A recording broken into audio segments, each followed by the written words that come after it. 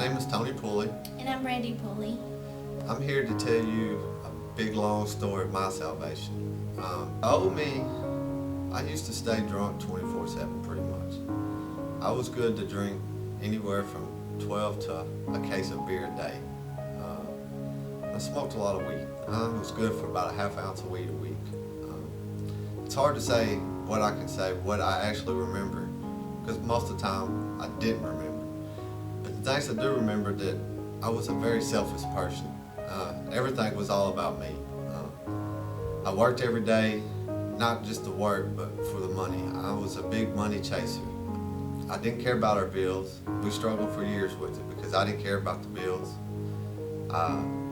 All I cared about was getting my beer and my weed. Before TJ got saved, life was hard. We fought every day. The old Tony was loud, obnoxious. He thought he knew everything about everything. It actually got to a point where I didn't know if me and that Tony could actually coexist in a life together anymore.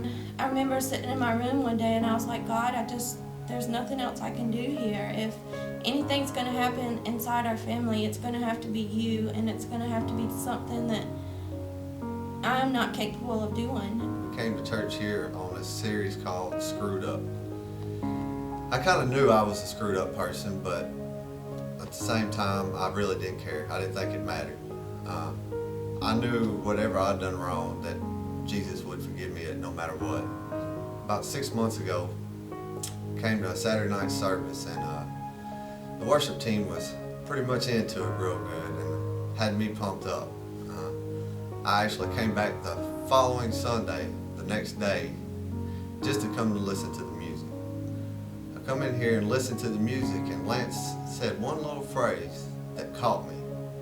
He said, just don't sing the song, listen to the words of the song. I kind of took that at heart. I come home from work one day and stuck the Freedom Church CD into my headphones. I actually was sitting down and listened to it from front to back. Something about the words of them songs. Number 8. Yes, it was number 8. Changed my life. It made me break down and cry uncontrollably. So uncontrollably, I almost didn't know why I was crying. The more I got to think about it, I knew Jesus has done touched my heart.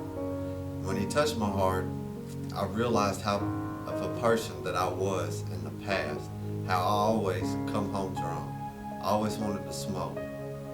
And then when I changed, it was just a feeling that I can't explain. It was like everything off of your shoulders, your back, that you've been stressing over years and years. You were finally free. I felt free.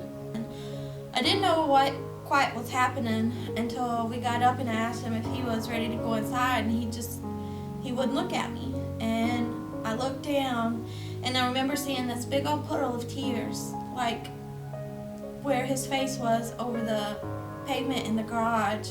And something told me then that God had finally answered the prayers that I had been praying for so long.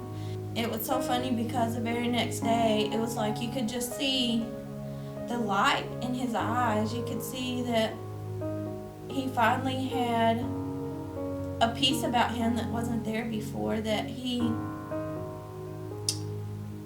things were going to be different. The change in my life is just tremendously different. I care more now about my family, my life itself, and the things surrounded, like the church, tithing. I actually give my money up instead of being stingy like I've always been. A big change. To know that my girls get to grow up with someone like him as their dad, someone who's giving and gracious and kind and loving and honorable, and who loves God and who puts him first and foremost before everything.